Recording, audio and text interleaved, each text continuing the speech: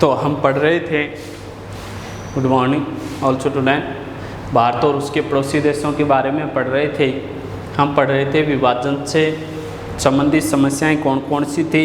हमने हैदराबाद पढ़ी, जूनागढ़ पढ़ी, ऋण अदायगी के प्रश्न से संबंधित पढ़ी समस्याएं। हैदराबाद जो खुद को स्वतंत्र घोषित कर चुका था, जूनागढ़ पाकिस्तान में मिलना चाहता था, और ऋण कितना था भारतीय सरकार ने लौटाया, इससे संबंधित पढ़ा था। फिर है नहरी पानी विवाद कि नहरी पानी विवाद को लेकर विवाद उत्पन्न हुआ। नहरी पानी विवाद, नहरी पानी विवाद की बात करें कि नहरी पानी विवाद कैसे उत्पन्न होता है कि नदियां निकलती है, सिंधु नदी, सिंधु नदी है, सिंधु नदी चली जाती है, इसका अधिकांश भाग कहाँ चला जाता है, पाकिस्तान में। तो पाकिस्तान की प्रमुख नदी कौन सी हो जाती है, सिंधु नदी।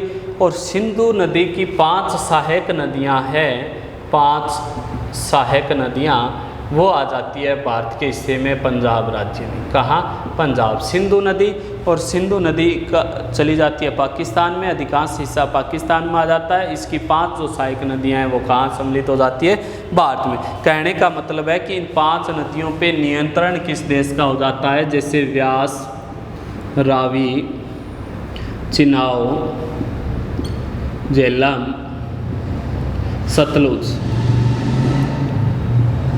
5 नदियों वाली भूमि कौन सी है, पंजाब। इस पे किसका अधिकार हो जाता है, 5 नदियों पे भारत में। ये पूर्ण, इसमें झेलम, चिनाब पाकिस्तान के माध्यम से, और व्यास है वो पूर्णतः भारत में बहती है। इनका मुख्यालय है, 5 नदियों का मुख्यालय किसके नियंत्रण में होता है, भारत के नियंत्रण की 5 नदियों का मुख्यालय। जैसे इसमें व्यास की बात करें, ये नदी ये पाकिस्तान और भारत के मध्य बहती है, तो पूर्ण मुख्यालय की बात करें तो किसके नियंत्रण में आ जाता है, भारत। और दोनों ही देशों के तीनों मुख्यालय आ गए, तो दोनों देशों की नहरों की पानी की पूर्ति की जाती है, यहीं से होती है। कि सिंधु और सिंधु की सहायक नदियाँ, जैसे सिंधु को लेके व्यास, रावी, चिनाब, झेलम, सतलुज नदियों को लेके विवाद हुआ था। विवाद, सिंधु नदी पाकिस्तान की मुख्य हो गई, व्यास, रावी, चिनाब, झेलम, सतलुज, इन सभी नदियों का कितने मुख्यालय बने, 3 मुख्यालय हैं। तीनों ही मुख्यालय किसके नियंत्रण में आ गए, भारत के नियंत्रण में। और इन्हीं तीनों मुख्यालयों से दोनों देशों में नहरों द्वारा सिंचाई होती है, नहरों द्वारा सिंचाई।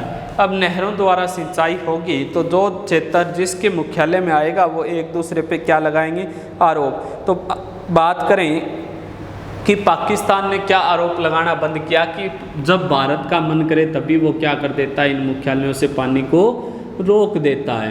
कहने का मतलब कि पूर्ण पानी है जो पाकिस्तान को मिलना चाहिए, वो पानी है पाकिस्तान को भारत नहीं दे रहा है। आरोप क्या लगा भारत पे कि इन नदियों का जो पानी है वो भारत रोक लेता है, भारत पानी आने नहीं देता। तो इसी को लेकर दोनों देशों में क्या हो गए भाई, विवाद उत्पन्न हो गए। क्या हो गए, विवाद होना उत्पन्न हो गए दोनों देशों के मध्य, तीनों मुख्यालयों को लेकर। भारत कहता है कि हमारा क्षेत्र है, पाकिस्तान कहता है कि हमारे नहरी क्षेत्र में आते हैं। तो इनको क्या कहा वर्ल्ड बैंक ने कि इसको, इस वर्ल्ड बैंक तो अपना था, उस वर्ल्ड बैंक ने कहा कि इसको है ना राजनीतिक तरीके से समझौता न करो, व्यापारिक तरीके से समझौता करो। वर्ल्ड बैंक क्या कहता है कि लड़ने से अच्छा है कि राजनीतिक गतिविधियां करने से अच्छा है कि इसको एक व्यापारिक स्तर पर सुलझाने की या दूर करने की कोशिश करो, और इसको जो सहायता चाहिए वो वर्ल्ड बैंक देगा।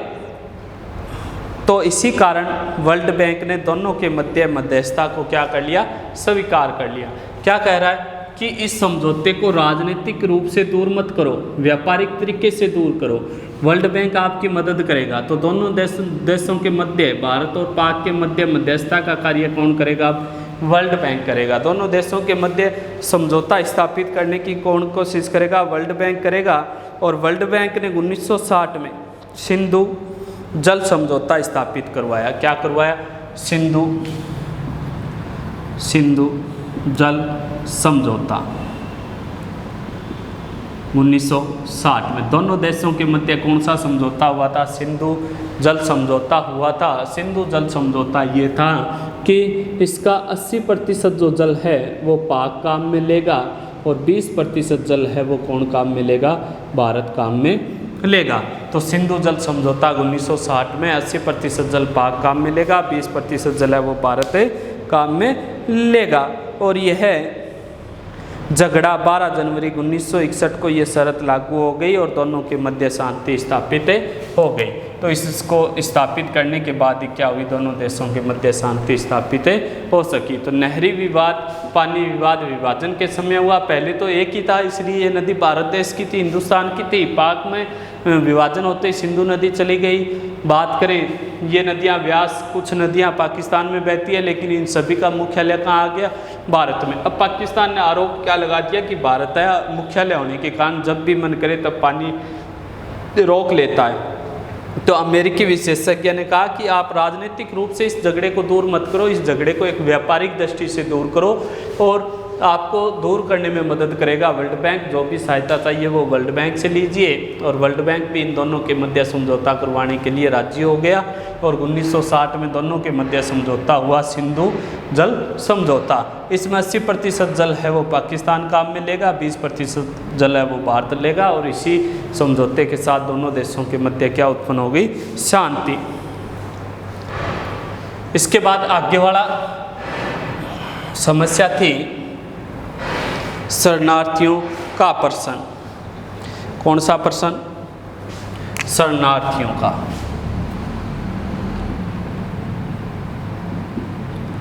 का प्रश्न। शरणार्थी होते हैं दूसरे देश से आने वाले। तो कहने का मतलब शरणार्थी क्या हुई, क्या बातें हुई?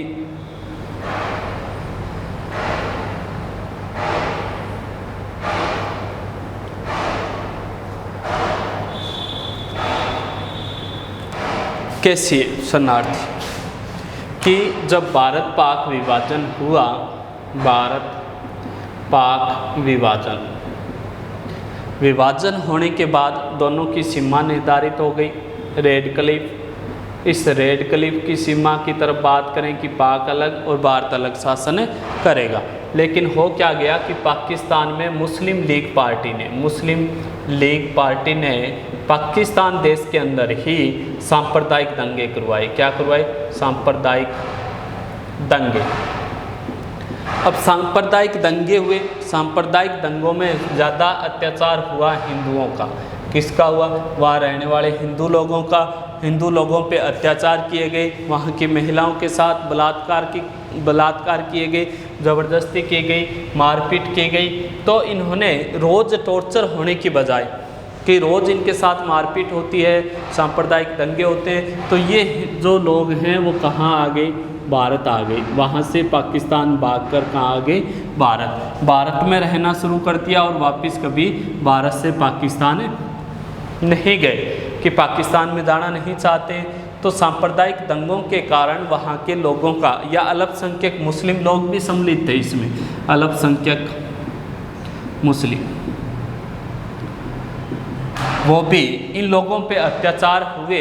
उन्हीं अत्याचारों की वजह से, या फिर बात करें एक कारण तो ये था कि भारत पाक का विभाजन हुआ, पाकिस्तान में मुस्लिम लीग पार्टी ने सांप्रदायिक दंगे करवाए, वहाँ पे लोगों पे अत्याचार किए, मारपीट की, उनको लूटना प्रारंभ कर दिया। और उसी से भारत धर्मनिरपेक्ष देश था तो वो किस ओर भागने लगे? भारत देश की ओर भागने लगे। भारत देश को अपना ठिकाना बना लिया और भारत देश में आकर रहने लगे। दूसरी ओर कि पश्चिमी पाकिस्तान और पूर्वी पाकिस्तान, दो भाग थे। तो पश्चिमी पाकिस्तान है, पूर्वी पाकिस्तान पर भी अत्याचार करना प्रारंभ कर दिया कि इस क्षेत्र को भी क्या करना? लूटना प्रारंभ कर दिया। तो इस क्षेत्र से भी, पूर्वी पाकिस्तान से भी क्या है, लोग धीरे धीरे कहाँ आने लग गए? भारत देश में आने लग गई। अब भारत देश में जनसंख्या बढ़ने लगी, शरणार्थियों की संख्या बढ़ने लगी। तो भारत ने पाकिस्तान को कहा कि भी आपके लोग हैं वो भारत देश में आ रहे हैं, वहाँ पे सांप्रदायिक दंगे मत कीजिए, शांति से रहने की व्यवस्था कीजिए। लेकिन पाक ने उन लोगों को नहीं स्वीकारा, कहा कि ये हमारे देश के नागरिक नहीं हैं। इस कारण दोनों देशों के मध्य समस्या उत्पन्न हुई। तो शरणार्थियों का प्रश्न कैसे हुआ कि वहाँ की मुस्लिम सरकार ने सांप्रदायिक दंगे करवाए और वहाँ से लोगों पे अत्याचार किए, महिलाओं से बलात्कार किया। इसके अलावा भारत की धर्मनिरपेक्ष सरकार उनकी रक्षा करती थी, वो भारत में आकर रहने लगे, वापस पाकिस्तान नहीं जाना चाहते थे। इधर पूर्वी पाकिस्तान पे अत्याचार किए, वहाँ से लोग भी कहाँ आ गए, भारत में आ गए। जिस कारण क्या है वो वापस पाक में नहीं जाना चाहते थे। तो सांप्रदायिक दंगों से शरणार्थियों की समस्याओं को देखते हुए ज़्यादा से ज़्यादा शरणार्थी जो आते थे लगातार आते गए। तो भारत ने पाकिस्तान में क्षतिपूर्ति की मांग की कि कहने का मतलब जिन शरणार्थियों को हम रखते हैं उनकी भी पूर्ति तो कीजिए आप। जिन लोगों को या जो लोग डर के भारत आए हैं उन्हें कुछ ना कुछ तो दीजिए। जिस कारण शरणार्थियों के कारण पाकिस्तान से बांग्लादेश को 1971 में अलग किया गया था। आज भी यह समस्या लगातार जारी है, बनी हुई है। आज भी क्या है, लोग हैं वो काफ़ी संख्या में शरणार्थियों के तौर पे भारत में आना पसंद करते हैं या भारत में रहना पसंद करते हैं। भारत शांति प्रिय देश है, धर्मनिरपेक्ष देश है और उनके रक्षत्व की बात करता है, रक्षा करने की बात करता है और क्षतिपूर्ति की मांग करता है। इसलिए लोकप्रिय देश है शरणार्थियों का भारत देश।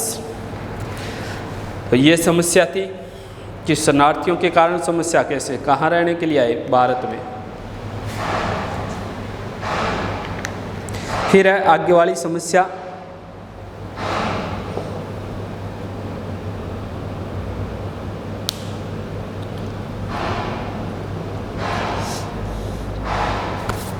कश्मीर विवाद।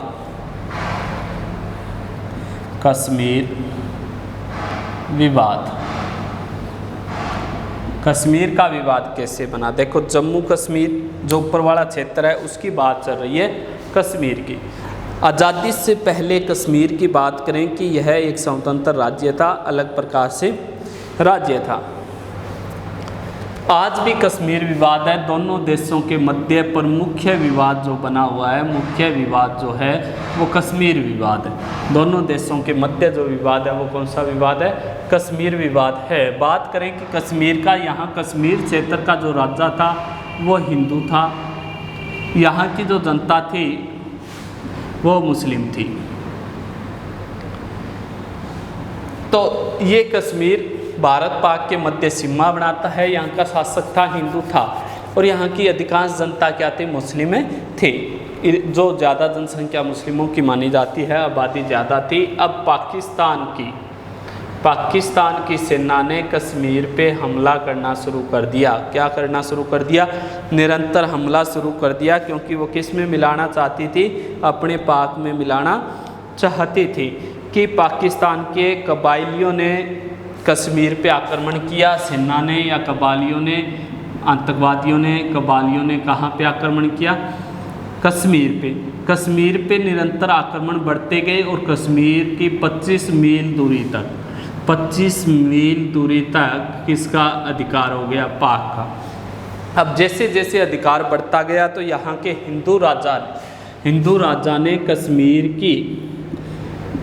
कश्मीर पे जो आक्रमण हुआ था, पाक ने किया था, तो उस कश्मीर पे आक्रमण से बचने के लिए भारत सरकार से मदद मांगी। किससे, भारत सरकार से, कि पाकिस्तान लगातार कश्मीर पे आक्रमण कर रहा है, आप हमारे राज्य की रक्षा कीजिए। और भारत सरकार ने उस राज्य की सेना सहायता देने के लिए कश्मीर में सेना भेजी। क्या भेजी, सेना। अब सेना भेजी कश्मीर में, तो अब सेना ने इनके साथ युद्ध किया और इन कबालियों को खदेड़ते हुए वापस कहाँ भेज दिया, पाकिस्तान में। और पाकिस्तान ने जो जीता हुआ क्षेत्र था वो वापस क्या करवा लिया, स्वतंत्र करवा लिया। अब यहाँ को जो राजा था उसने अपनी मर्जी से, हिंदू राजा ने भारत में विलय की मांग को क्या कर लिया, विलय की मांग को स्वीकार कर लिया। कि यहाँ के राजा ने विलय की मांग को स्वीकार कर लिया, लेकिन आज भी यहाँ इस पे आरोप लगाए जाते हैं कि यह हिस्सा है वो किसका है, पाक का है। लगातार इस पे विवाद बना हुआ है, आतंकवादी भेजे जाते हैं, इससे नारे लगाए जाते हैं कि ये हिस्सा किसका है, पाक का है। तो कश्मीर विवाद कैसे बना? कश्मीर विवाद का जो राजा था वो हिंदू था, यहाँ की जनसंख्या मुस्लिम थी। बात करें कि पाकिस्तान के द्वारा कबालियों ने आक्रमण कर दिया, भारत की 25 कश्मीर की 25 मील जो दूरी है वहाँ तक कब्जा स्थापित कर लिया।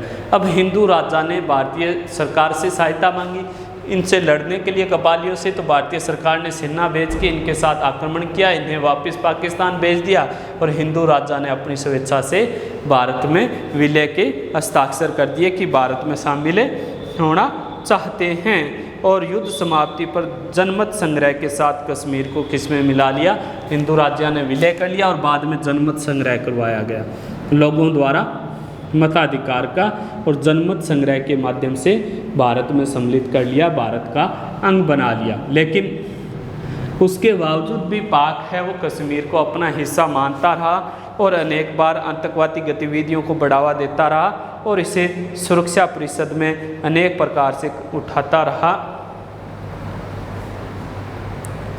कि यह हिस्सा है वो पाक का है, न कि भारत का है। ये थी 6 समस्याएं। इसके बाद देखो प्रमुख विभाजन से उत्पन्न समस्याएं। इतनी विभाजन के बाद भारत ने अपना विलय वगैरह सब कुछ स्थापित करने के बाद क्या किया, 1965 का भारत पाक युद्ध, 1965 का भारत पाक युद्ध। 1965 में इन विभाजन की समस्याओं से दुखी होकर दोनों देशों के मध्य क्या हुआ था, युद्ध हुआ था। 1965 कच्छ के रण को लेकर भारत व पाकिस्तान के बीच संघर्ष हो गया था। कच्छ का रण पड़ता है गुजरात, कच्छ का रण गुजरात। इस कच्छ के रण को लेके 1965 में भारत और पाक का युद्ध प्रारंभ हुआ। किसको लेके युद्ध प्रारंभ हुआ? कच्छ के रण को लेके भारत और पाक का युद्ध प्रारंभ होता है, दोनों देशों के मध्य युद्ध होता है। लेकिन यहाँ पे कश्मीर 2 तरीके से अटैक करने की कोशिश की गई, कच्छ के रण की तरफ, दूसरी तरफ चीन है वो पाकिस्तान की सहायता कर रहा था। कौन? चीन पाकिस्तान की सहायता। तो जम्मू कश्मीर जो अपना जो क्षेत्र है, कौन सा? जम्मू कश्मीर। इस जम्मू कश्मीर की बात करें कि जो जम्मू कश्मीर जो क्षेत्र है, इस क्षेत्र पर कबालियों को भेजा गया आक्रमण के लिए। कच्छ के रण से पाक सेना आ गई, जम्मू कश्मीर से कैसे आक्रमण होना था? कबालियों के माध्यम से होना था। और कैसा युद्ध कर रहे थे? छापेमारी। कि 1965 में भारत पाक कच्छ के रण को लेके युद्ध होता है। पाकिस्तान कहता है कच्छ का जो क्षेत्र है वो हमारा है, युद्ध प्रारंभ हो गया। दूसरी तरफ चीन की सहायता से जम्मू कश्मीर में कबालियों के माध्यम से आक्रमण कर रहा था, छापेमार प्रणाली के माध्यम से। दोनों देशों के मध्य युद्ध चला और इस युद्ध को 22 दिसंबर 1965 में युद्ध बंद हो गया। कि 22 दिसंबर 1965 को यह युद्ध क्या हो गया? बंद हो गया, क्योंकि इस युद्ध को 22 दिसंबर 1965 में भारत ने जीत लिया। भारत ने पाकिस्तान को हरा के इस युद्ध को 22 दिसंबर 1965 को हरा दिया। युद्ध को जीतने के बाद भारत को युद्ध में 750 वर्ग भूमि मिली और चीन पाकिस्तान को 750 वर्ग भूमि। कि भारत के अधीन कितनी भूमि थी? 750 वर्ग किलोमीटर भूमि थी। बात करें मील भूमि थी, और पाकिस्तान के पास 210 वर्ग मील भूमि थी। कि भारत ने कितनी भूमि जीती? 750 वर्ग मील भूमि, और पाकिस्तान ने 200 वर्ग मील भूमि जीती थी। यह युद्ध है अंतिम परिणति थी, कि अंतिम था, लास्ट स्टेज माना जाता है, जिसके कारण अंतिम जो द्वेष भावना थी वो यही युद्ध थी। इस युद्ध के माध्यम से कड़वाहट है वो धीरे धीरे समाप्त होती जाएगी। तो इसको लेके हुआ था। इस युद्ध को लेके 1965 के युद्ध को लेके ताशकंद समझौता हुआ। ताशकंद समझौता क्यों होता है कि 750 वर्ग मील भूमि किसने जीत रखी थी? भारत ने, और भारत की 200 वर्ग मील भूमि पाकिस्तान ने। अब भारत के पास भूमि ज़्यादा थी, पाकिस्तान के पास भूमि कम थी। इस भूमि को वापस सुचारू रूप से चलाने के लिए कौन सा समझौता होता है? ताशकंद समझौता। अफगानिस्तान का शहर है, किस देश का? अफगानिस्तान का शहर। रूस की मध्यस्थता से, रूस की मध्यस्थता से, किसकी मध्यस्थता से होता है भाई?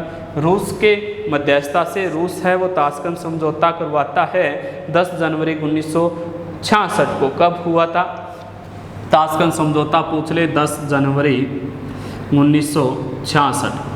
और भारत के लाल बहादुर शास्त्री प्रधानमंत्री थे उस दौरान, और लाल बहादुर शास्त्री के निधन इसी ताशकंद समझौते के दौरान होता है। समझौता हुआ था। तो देखो दोनों के मध्य कि आने वाले समय में जो भी विवाद होगा वो युद्ध के माध्यम से नहीं करेंगे, शांति से दूर करने की कोशिश करेंगे। पहला कार्य क्या था ताशकंद समझौते का? कि आने वाले समय में दोनों देश हैं वो युद्ध नहीं करेंगे। युद्ध न करने की बजाय शांति से समस्या को हल करेंगे। कि दोनों देश, रूस की मध्यस्थता से दोनों के मध्य समझौता क्या हो रहा है कि दोनों देश युद्ध न करके किसी भी विवाद को शांतिपूर्वक दूर करेंगे, और दोनों ही देश एक दूसरे के आंतरिक मामलों में दखलंदाजी नहीं करेंगे। दूसरी बात थी कि दोनों ही देश एक दूसरे के आंतरिक मामलों में दखल अंदाजी नहीं करेंगे, सम्मिलित नहीं होंगे, और दोनों ही देश एक दूसरे के विरोधी प्रचार नीति का इस्तेमाल नहीं करेंगे। तीसरा क्या समझौता हुआ था? दोनों ही देश विरोधी प्रचार नीति का इस्तेमाल नहीं करेंगे, कि विरोधी प्रचार नीति को नहीं लागू करेंगे। एक दूसरे की जो ज़मीन आपने प्राप्त की है, संपत्ति प्राप्त की है, वो वापस से लौटाएंगे। किसको लेके? मुख्य बात तो यही थी कि भूमि को वापस लौटाना, और जितनी भी हानि हुई है वो एक दूसरे को आप शांतिपूर्वक दूर करेंगे। कि आपकी कितनी हानि हुई है, भारत की कितनी हानि हुई है, उस पर मंथन करेंगे, विचार विमर्श करेंगे। तो 1965 का भारत पाक युद्ध होता है। कच्छ के रण को लेके पाकिस्तान की सहायता करता है चीन, और जम्मू कश्मीर में कबालियों द्वारा छापेमार प्रणाली की यह प्रावधान थी। युद्ध प्रारंभ हो गया तो भारत है वो 750 वर्ग मील भूमि पे पाक की कब्जा कर लेता है, और पाक 210 वर्ग मील भूमि पे कब्जा कर लेता है। 22 दिसंबर 1965 को भारत ने इस युद्ध को जीत लिया, और जीतने के साथ ही युद्ध क्या हो गया? समाप्त हो गया। अब देखो फिर इस युद्ध, ये अंतिम माना जाता है कड़वाहट का युद्ध। तो रूस की मध्यस्थता से ताशकंद समझौता होता है। अफगानिस्तान का शहर है ताशकंद, 10 जनवरी 1966 को। इसके अंदर मुख्य था कि युद्ध, दोनों देश कभी भी युद्ध नहीं करेंगे, शांति से बातचीत के माध्यम से विवाद को दूर करेंगे। दूसरा कारण था दोनों देश हैं एक दूसरे के आंतरिक मामलों में दखल अंदाजी नहीं करेंगे। तीसरा था दोनों देश हैं एक दूसरे की विरोधी नीति का प्रचार नहीं करेंगे। और आगे वाली बात थी कि जितनी वर्ग मील या वर्ग भूमि भारत ने जीती है मील भूमि, और पाक ने भारत की जितनी भी वर्ग मील भूमि पे कब्जा कर रखा है वो वापस लौटा देंगे, आदान प्रदान करेंगे। तो ये था भारत पाक के युद्ध। तो यहाँ तक हमने पढ़ा, आपको समझ में आया होगा। सब बातें अगर समझ में नहीं आई है तो आप अपनी कमेंट के माध्यम से अपनी बातों को, अपने क्वेश्चनों को रख सकते हो।